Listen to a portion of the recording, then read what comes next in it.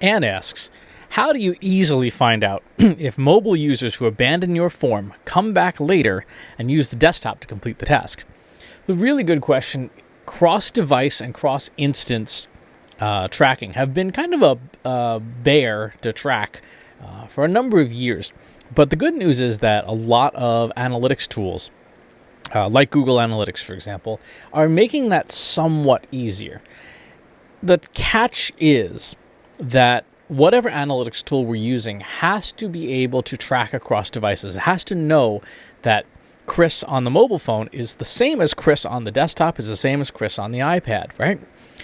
And the way that services like Google do that is every time you touch a Google property of some kind, search, Gmail, YouTube, etc., if you're logged in, then the device ID, because every single device has an ID, a unique identifier tagged to it,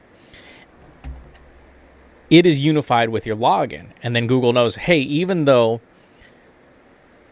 Chris is on this device, and this has its own device, and this has its own device, and this has its own device, Chris's Google ID is across all three, so they're probably the same person. Now, that means that you need customers who are within Google's ecosystem, which admittedly is pretty easy these days, right? Because of things like Google Search and YouTube being such huge, massive properties that there's a chance that somebody's going to sort of identify with their Google data. The challenge is if you have an audience that isn't in Google's ecosystem, right?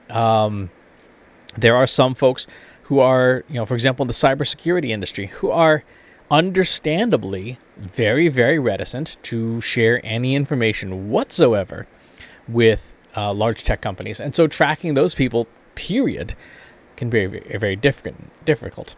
So the feature that you want to look for in Google Analytics is something called Google Signals.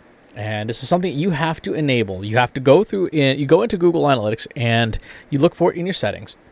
And you enable it after you read through all the legal paperwork. And there are going to be some industries where you may not be able to. From regulatory reasons, you may not be able to use Google Signals. So you'll want to check with your legal team, please, and not just turn it on and then go, oh, hey, that didn't work out so well. And then once Google Signals is enabled, then you will start to see those unified users in Google Analytics.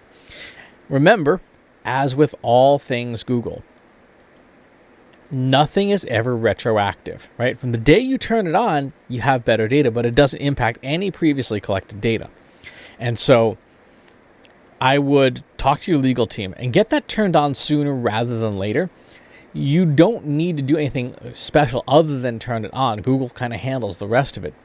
But you need to turn it on as quickly as your legal department will allow you to, so that you can begin unifying those users. Now, there are other ways. If you don't want to use Google's solution, there are other systems, customer data platforms that can do that. The challenge with those is, again, they still rely on third-party data to a fair degree, and they are what my friend Tom Webster would call reassuringly expensive in terms of the capabilities of bringing together that single view of the customer. Some customer data platforms can easily run, $50,000, $60,000 US per month. So they are not necessarily for everybody. Google Signals, on the other hand, is bundled in for free.